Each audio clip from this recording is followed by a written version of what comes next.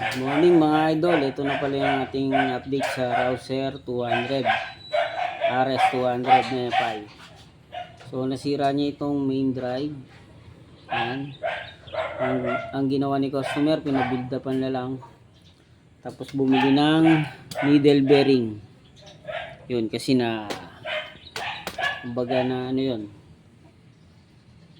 nasira. So assemble na natin yung gear na to. Ay medyo masikip, siyempre build up lang oh. Patay tayo dyan. Pero naman pag pumasok na dun lang sa entrada.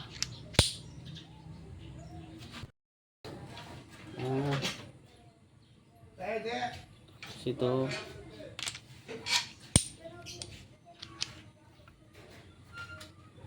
tapos ng circuit clip lock. Lumalabo na doon mara niya kapag ito yung lock, circuit lock, tapos washer, spline washer, tapos ito na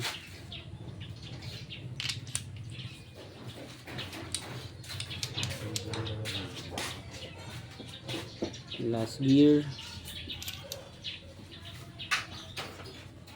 kanyang washer, yung sirang washer. Ayaw pumasok ko.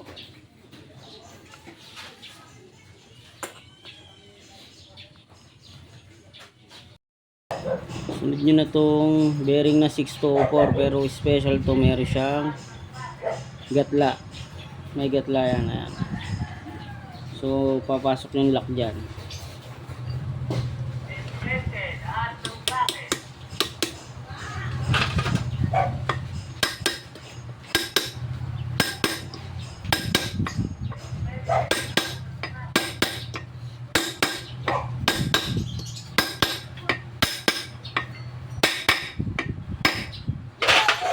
Ito yung lock nya.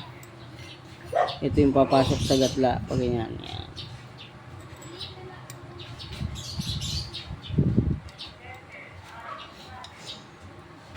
Siya yung maglalak. Ito mag-hold siya ng lock. Tanggalin natin para makita nyo. Yan o. Papasok siya doon sa gatla ng bearing.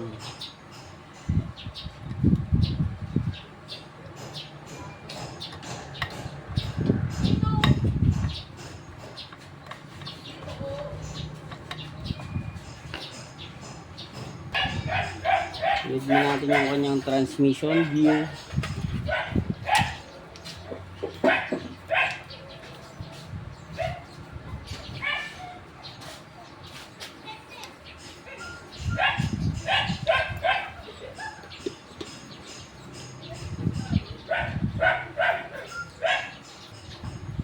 Ito pala, disassemble muna natin para alam yung sunod-sunod eh.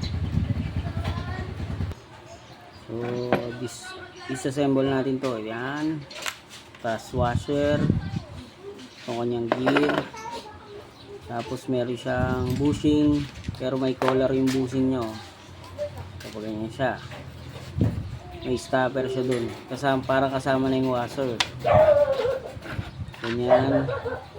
Tapos yung gear na to, tapos meron siyang circuit lock, tapos may spline washer,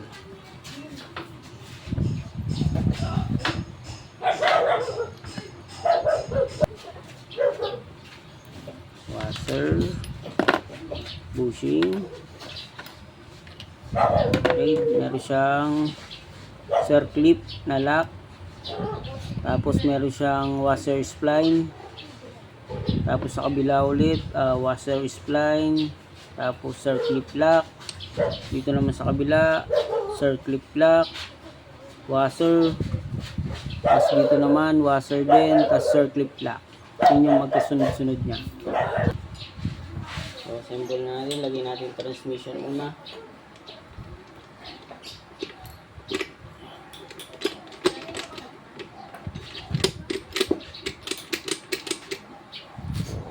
Yan. Tapos yung kanyang shifting drum.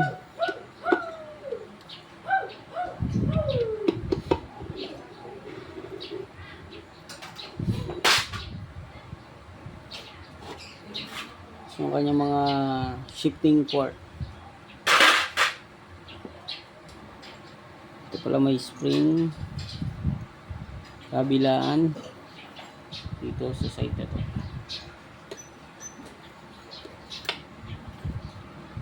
Kaya yung pampalitan yung brakes nito. Yung pinakain na talo, medyo malalim na.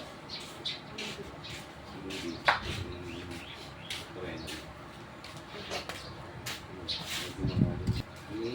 Likod. Ganito to. May one take lang dagdag sira.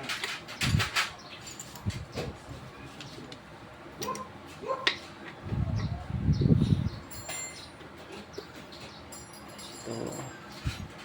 May spring. E.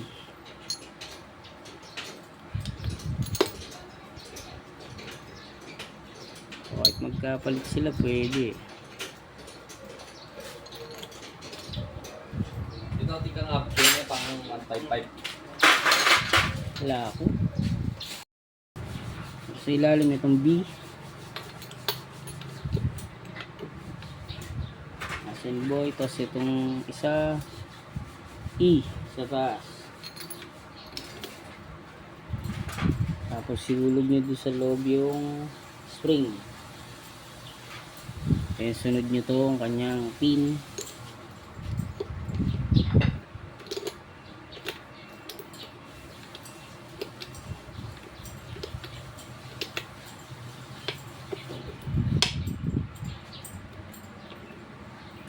Si spring. Ayan. Tapos pwede nang isara yung kanyang crankcase.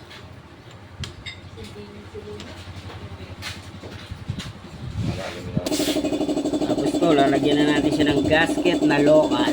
So binili ni customer, nagtitipid.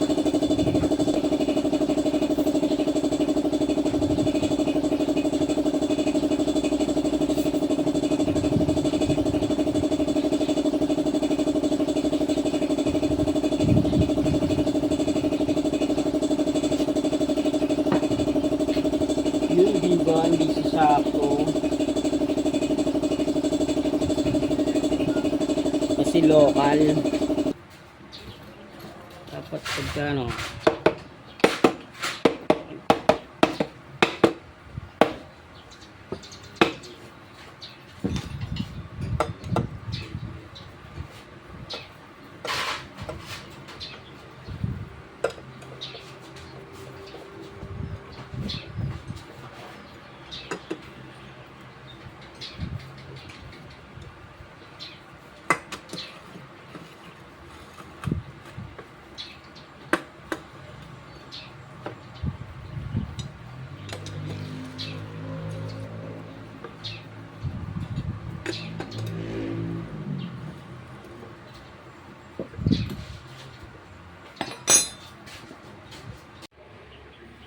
Ito palang washer na makapal na to. Dito pala to. Idol, doon sa may shifting drum na niya. Yan, dito. Shifting drum. Yan pala yung makapal na washer. Parang doble siya, oh. Yan. Dito siya nakalagay sa Starship. Yan. Ngayon naman, idol, dito tayo sa clutch side niya. Clutch side. So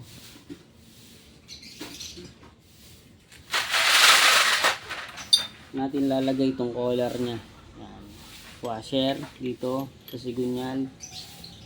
Tapos may kunyato dito sa may sigunyal. Ito na yung kasunod, yung gear, primary gear.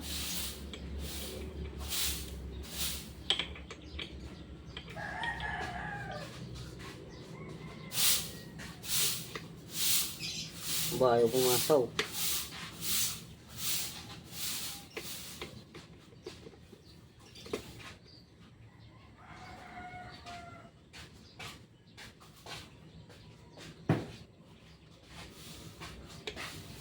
Tanggal yung kunya.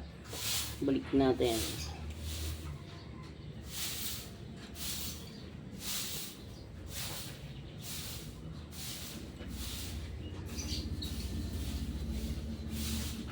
Turbo. Tapos yung kanyang timing chain sprocket.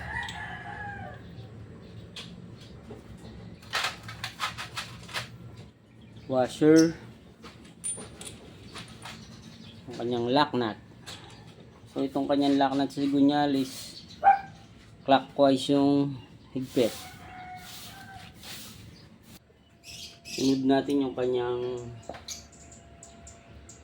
shifting guide na ito. Meron palang ano yan dito, pin. May pin dito yan, ayan o. Ito. Yan. Diskarte, kuha kayo ng clutch. Ito palang washer na makapal na to. Dito pala to. Idol, doon sa may shifting drum na niya. Yan, dito. Shifting drum. Yan pala yung makapal na washer. Parang doble siya, oh. Yan. Dito siya nakalagay sa Starship. Yan. Screw, tapos ipasok nyo na to. Yan. Tapos yung kanyang tornilyo, Allen 5mm.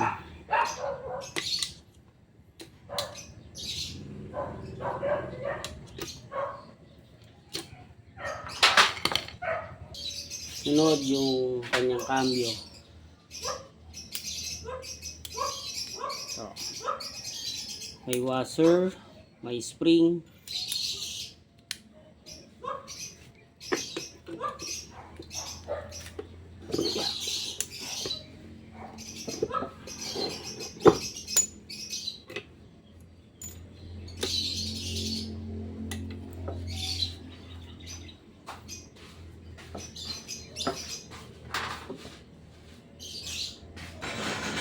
Yung naman sa clutch housing tayo. Una yung kanyang busing, pag ganyan yung lalagay. May collar siya dito.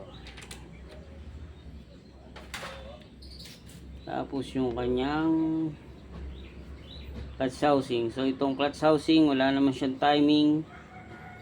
Hindi rin siya kumakalog.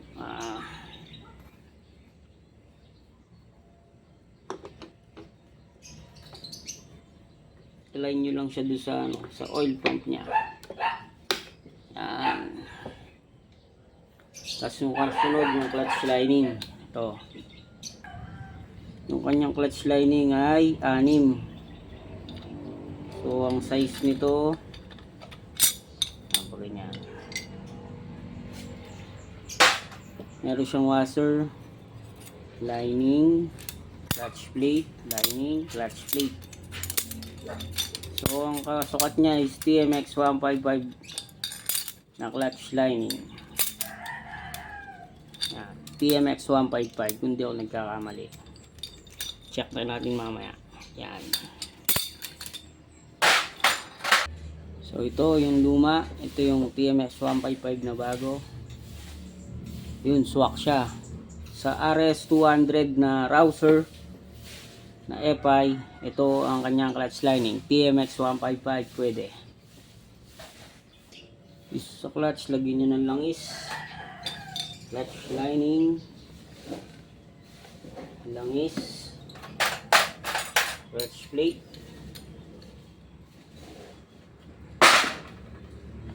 langis, clutch lining. Tapos yung kanyang timing, ito. Yung sa kanyang clutch pressure, meron din dito. So pag tatapatin nyo ng dalawang tuldok, yun na yung kanyang timing. May washer dito sa ilalim, ha. Pasok nyo na.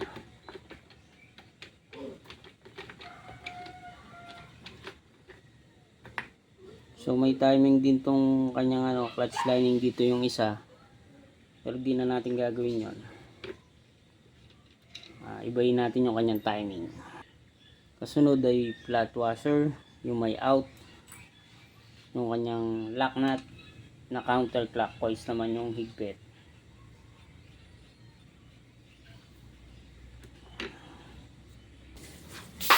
Ay, nagpitan na natin counterclockwise.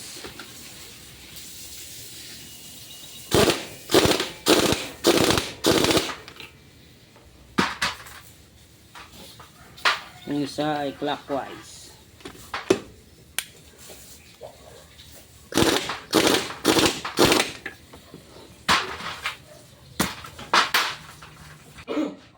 Sunod natin itong mga clutch spring.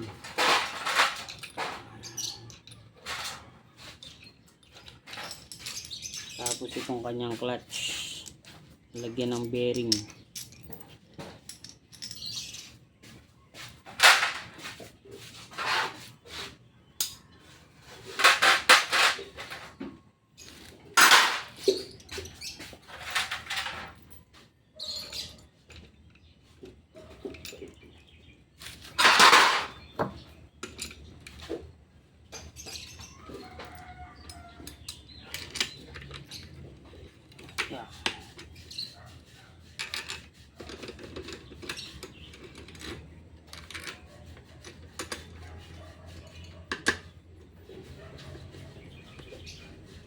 Ayan, sunod na natin itong kanyang bearing. Yung bearing niya, special bearing to. Meron siyang cap. So original lang din yung mabibili nyo nito.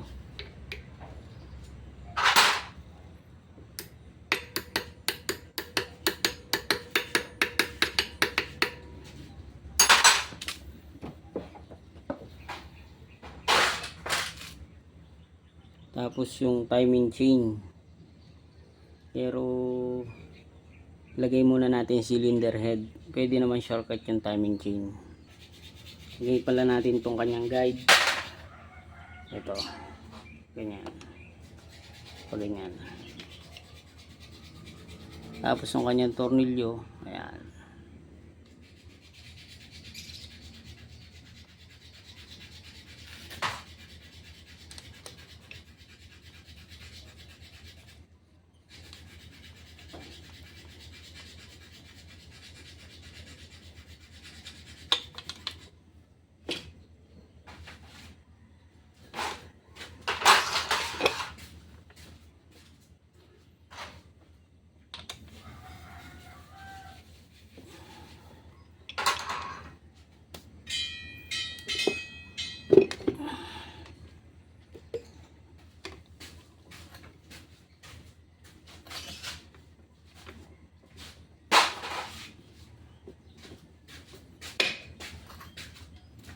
Stop dead nyo.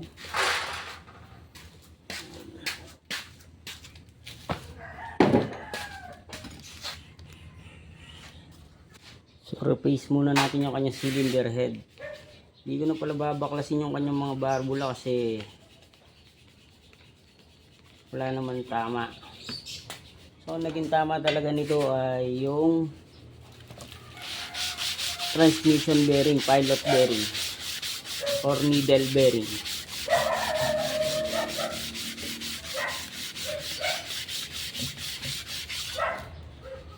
Para malinis lang yung kanyang surface.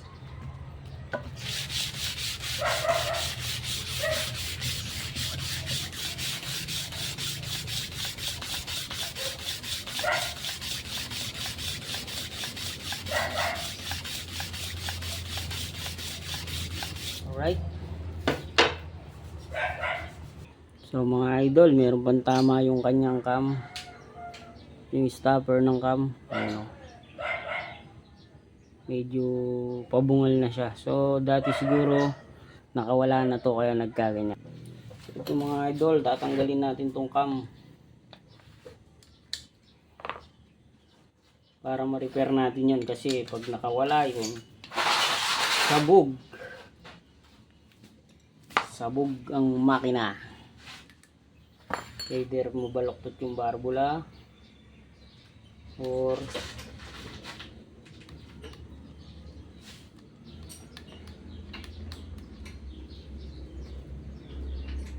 mabutas yung piston. Ito na, nabunot na natin. Shortcut lang, luwagan nyo lang itong mga rocker arm para lumabas. Dito kasi tatama sa bearing. So ito i-weld natin para magkaroon siya uli ng stopper. So i-weld din natin.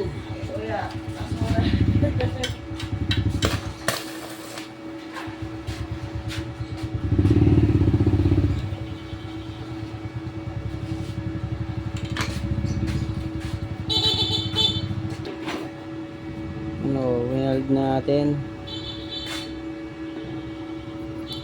Ngayon, itotorno naman natin to.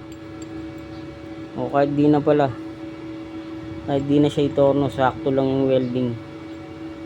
Malupit! Sakto yung welding. Pwede nga natin pasobran yung welding kasi meron pa siyang ano dun, oh, space. Alright. So babalik na natin yung kanyang cam. Lagyan natin yung kanyang circlip lock.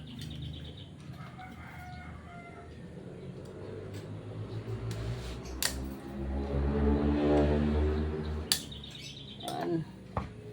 Tapos yung kanyang pin lock. Rocker arm pin lock.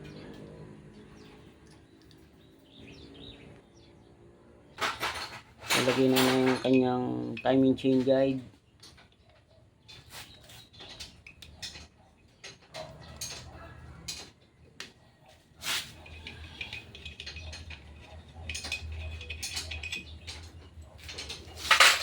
Plus gasket.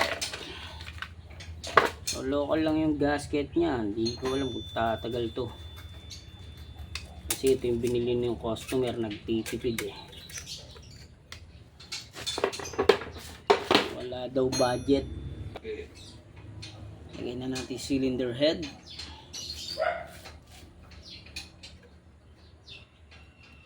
Papapantay yan. Pantay ang yung pwede yun. Ang iniwan mo kami sa kanawa.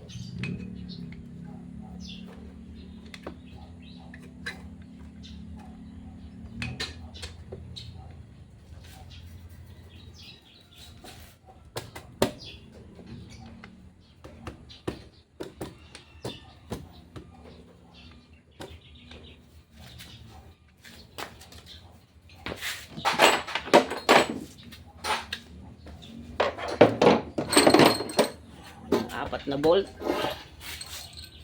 So yung malinis makintab eh sa loob.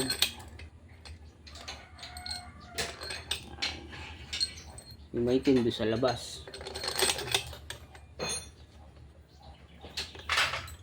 Tapos yung dalawang kanyang 6mm na tornilyo mahaba. Siyempre gagamit na naman kayo ng torque wrench para pantay-pantay ang kanyang higpit.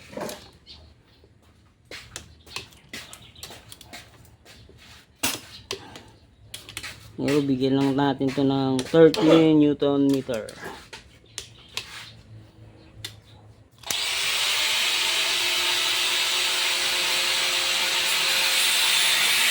Pag naigpitan nyo na, lagyan na natin timing chain.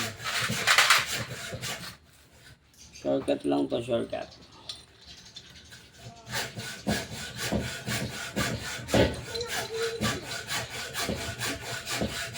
Hey, what are you doing? Ano yung ka? Pasan? Yun. Shortcut natin. Saan kayo pupunta? Ha? Sa bundok. Titira ka siya. Titira kayo sa bundok.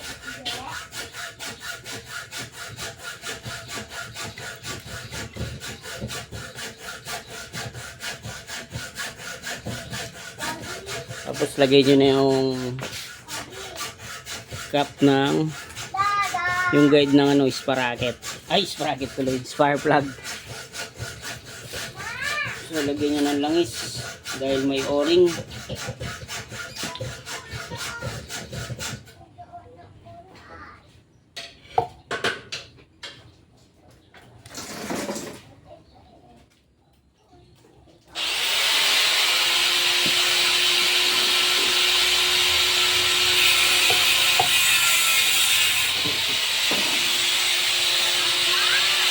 Wow!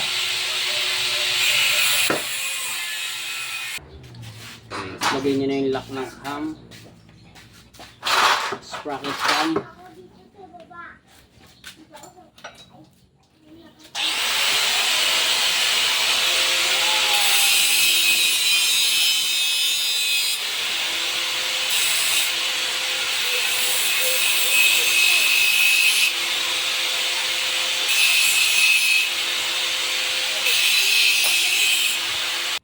Tapos, na-timing nyo na yung head. Lagyan nyo na ng gasket yung side. Yung. Tapos, lagay nyo na yung cover.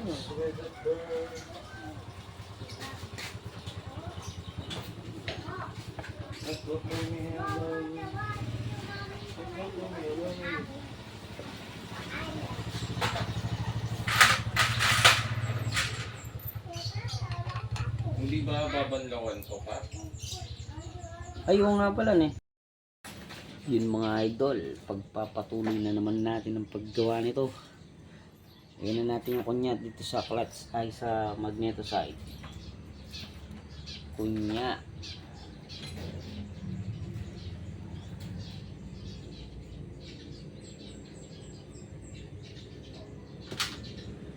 Dito muna pala tayo sa balancer. Ating yung kunya ng balancer.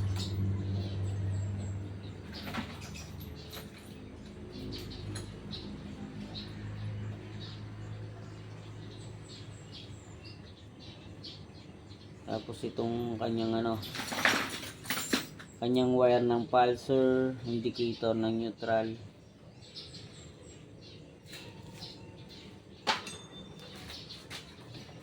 Ayan. Meron 8 Philip 8, tapos 8 dito. Ayan. Lagyan natin ng pandikit ko.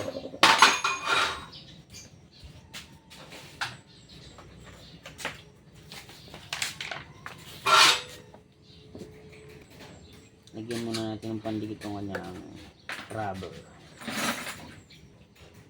Matagas yung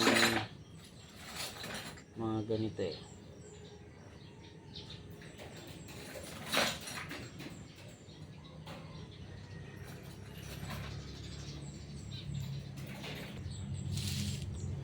Tignan nyo na to.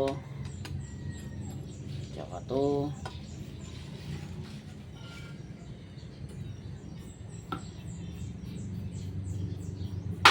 Itong Philip. Okay, lalagay na natin yung kanyang gear ng balancer.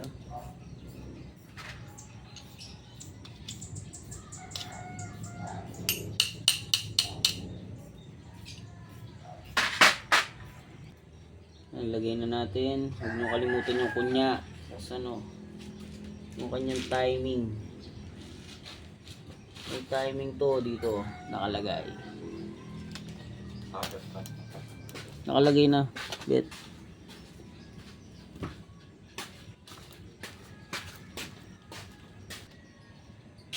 Ito yung timing niya. May guhit dito, tapos mamaya doon sa isang gear.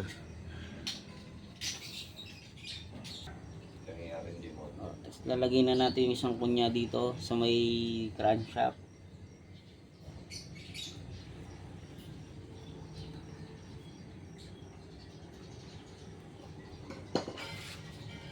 Tapos itong kanyang gear.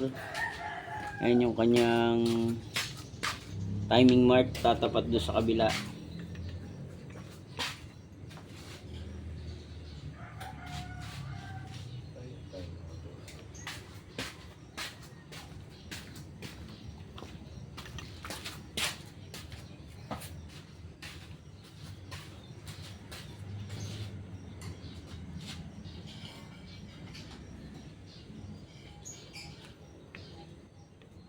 pumasok. Nalaglag.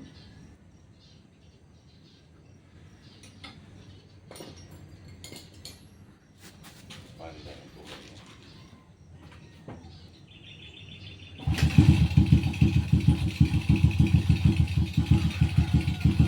So ito pala yung timing mark nya. Tapos ito, alam ko dahil nakatutok doon eh, pero dito siya nakatutok. Yung sa may N. Ito may gatla pa dito, pero dito pa lang. So may kunya, hindi naman siya marurong timing. Dito talaga yung kanyang timing mark. Yung pag nalagay nyo na yung gear, lagyan na natin yung washer.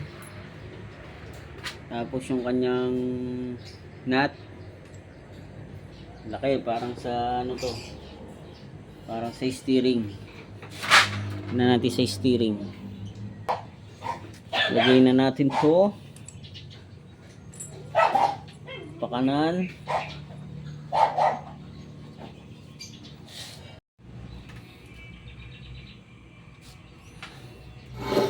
Tapos lagay nyo na yung kanyang starter gear.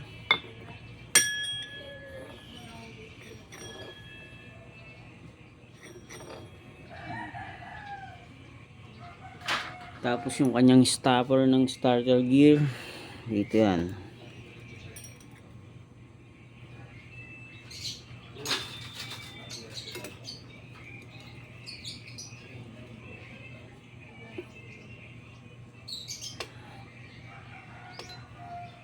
Tapos yung kanyang pulser. Tornilyo niya 8mm.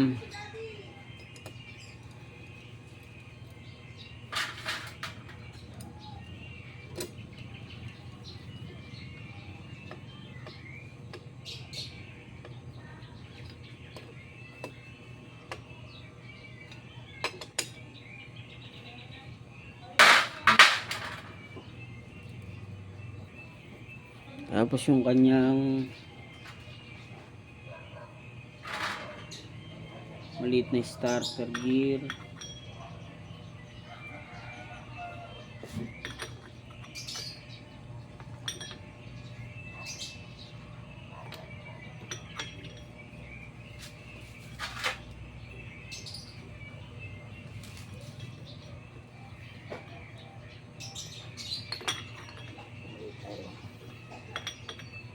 Dapat mapasok muna to. Galing muna natin itong kanyang malaking gear. Pasok muna natin itong isa.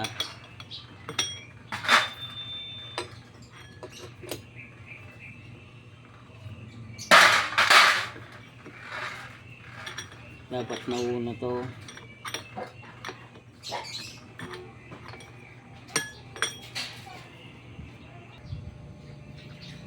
Dapat tunayan nyo muna itong maliit bago itong malaki. Kasi nakaharang.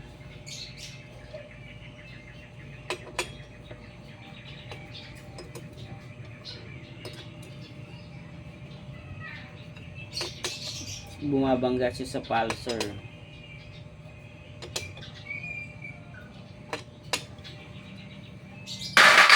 Ito naman.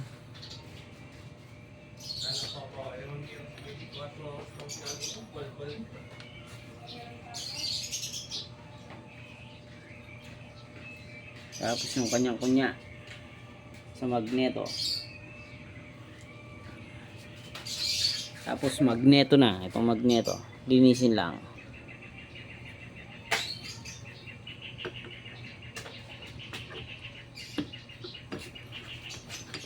Alright.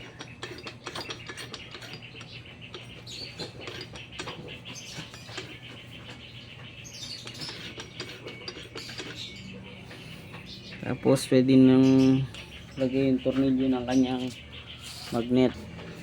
Itong kanyang tornilyo ng magneto, ang laki. Tapos lagay na natin to.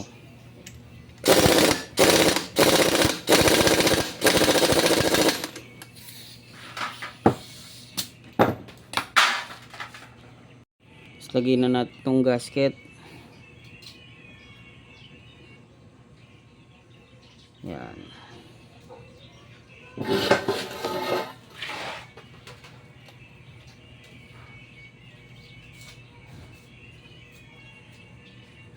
Pwede na natin takpan. Ito. Ay, yung stator napalitan na rin kasi tumagas. Hindi siya nagkakarga dati.